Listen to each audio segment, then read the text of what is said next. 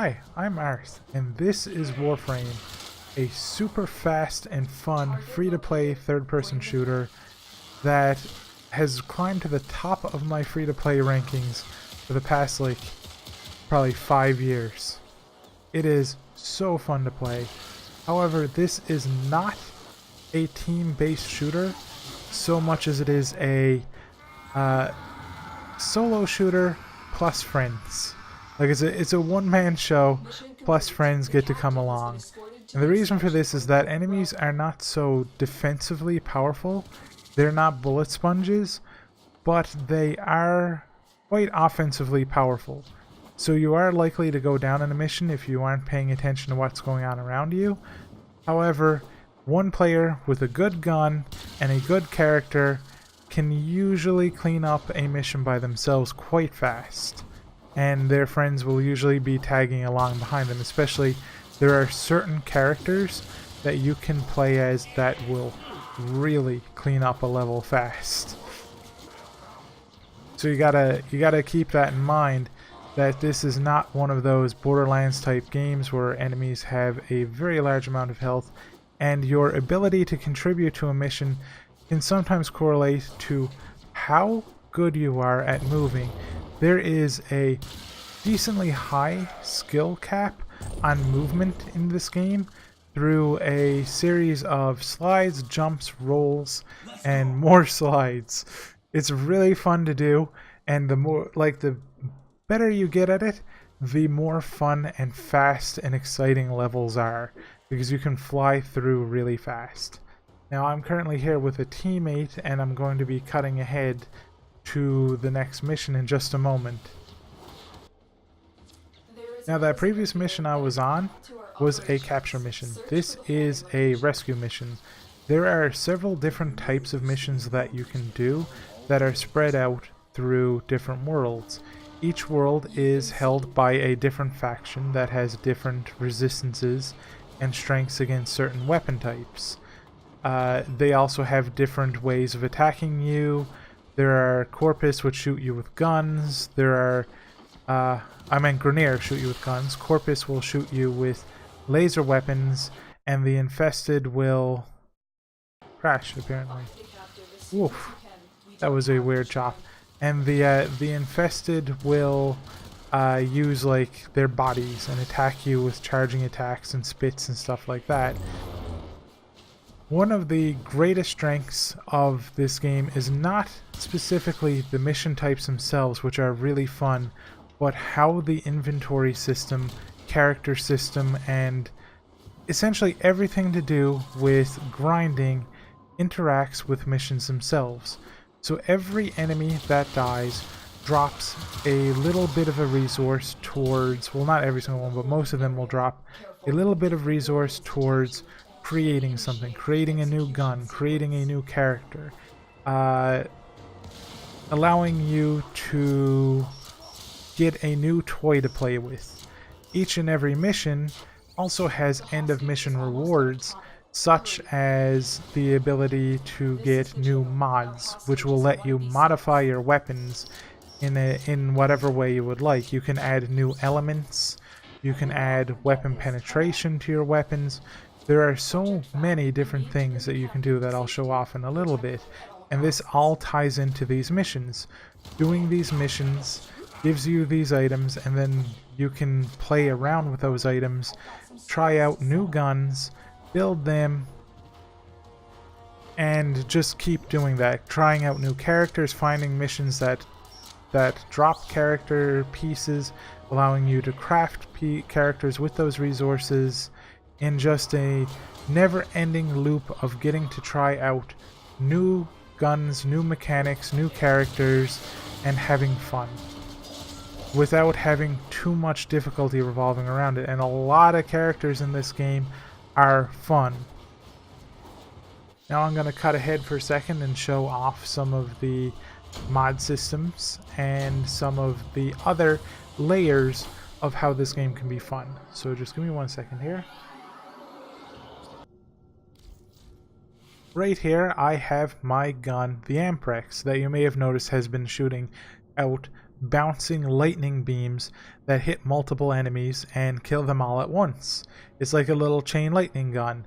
I have modified this gun a little bit. It's still being leveled. You can see up there, there's a 3 and a star.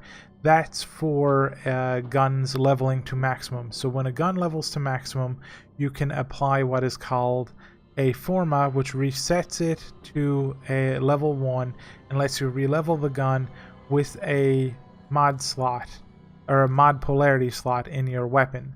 So you can put in all of these different types down here. This lets you further customize your gun, add things like elemental, so that you can add elemental, or you can add just flat damage, or you can add the ability for your gun to hit twice. You can also hit enemies or punch through. You can add punch through, which will let your bullets go through enemies and hit enemies behind them. There's a lot of customization to be had here, though not every single type works with every gun. For example, certain guns come with higher crit chance or, better elemental chance than other guns. So there's a little bit of push towards making your guns as efficient as possible and not just going crazy with every single gun and just doing whatever you want. There's also a huge number of guns to select from to try. That one there was a lightning gun. I'm going to switch to a sniper rifle for now, and the next mission will have that. There's also a large number of characters, so your character is called your Warframe. These are some of the Warframes that I have unlocked, and there are a large number, and each one plays pretty differently than others. In the next mission I will show off a new Warframe after I show off the resource system. So this is one of the, I'd say, a little bit of a negative to this game, and that's the UI. To a new player looking at this right now, this looks arcane. There's little icons up here on the top that you have to know in some instances what they are. For example, 4 cubes are your appearance slots. The circle is your gear that you can take in there. That's consumables that you bring into a mission. Then there's modular, which will come into play much later in the player's experience.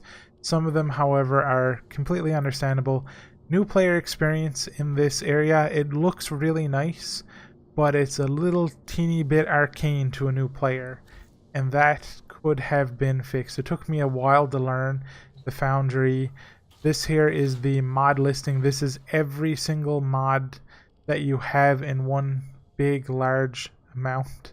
There's the ability to transmute them 4 at a time for a random mod, or to consume them for a resource so that you can upgrade their quality. You can see on this one here it has 5 little pips on the bottom. You go and you consume a resource that you get from destroying mods to upgrade your mods to make them more powerful, which makes them take more resource for using on guns. Now, all that was really complicated, and the reason for that is that's what makes this game fun. Collecting mods, collecting resources, upgrading your weapons, and trying out new guns to see what you like and what's fun for you. And this game exemplifies fun. It's just fun, fun, fun. You constantly keep trying out new things. There's one last thing to talk about though, and that is the platinum system. So you can see in the top right there's 2 currencies. There's the in-game currency, which is credits, which I have 15 million of, and platinum, which is a premium resource that I have 246 of. You cannot get platinum inside the game in any way, shape, or form through the game's missions. Platinum is a player-traded economy, which thankfully the developers have incentivized by creating missions that have rare loots that you will have a hard time getting, like 10% drop chance, 20% drop chance, and you probably take 30 to 40 minutes in that mission. For example, this one right here has a chance to drop a shotgun mod that's worth 10 to 15 platinum to another player. Players will sell these mods. They'll sell other mods that you can get from other missions to each other, and they will like circulate the currency around, which is great. There's no real emphasis or need to participate in the currency system in the game. I would say it makes it more convenient. For example, you get more character slots, you get more weapon slots, and you can use it to speed up the creation of items as items have a delay. However, the ability to trade to other players is so fast, so lenient, and really well emphasized through the loot system, as players are always wanting more modifications. They want more ability to get their guns, and they don't want to take so long to do it, so players are willing to trade their currency. One of the biggest bugbears with it is that there is no in-game system to tell players what the worth of their items are. Players have to either trade with others in a trade channel, and new players could get scammed because of this, or players have to utilize a third-party website such as the Warframe market to trade their items with other people and see a history of sales on a mod, and even then players could still get scammed by other players putting prices way down below what it should be, and then a new player putting it below that and selling the item. It would be nice for the developers to have, like a history of trades or something to help new players understand what their items are worth, because you need to have done a very large amount of research as a new player in order to not get scammed. Or else add an auction house in game that players can utilize. Other than that, I think I'll show off one last feature that I really enjoy, and that's it. 1 second. Now, the last mechanic to show off that ties all of the previous mechanics together quite well is the relic system. Every time you complete a mission that has an endless element where it goes through a rotation of loot, which is after so many minutes or so many objectives you get a piece of loot, you can get what is called a relic. These relics tie into regular missions because they apply themselves over the current mission. So if you go into, and you can see there is a relic mission on Earth, and it is a rescue. You get all the benefits of the mission that you are going to go to, plus you get the ability to open up this relic, and this relic has a part of a piece of equipment that lets you get a very rare weapon or character piece, and eventually you'll be able to unlock that character or that rare weapon just by doing these missions, along with getting the basic resources, the modifications. There is nothing left over. You are not losing out anything by doing these missions. You just go through, finish them, and you will unlock randomly a piece of loot, which is a % chance. There are multiple tiers to them, but they are on top of the current mission.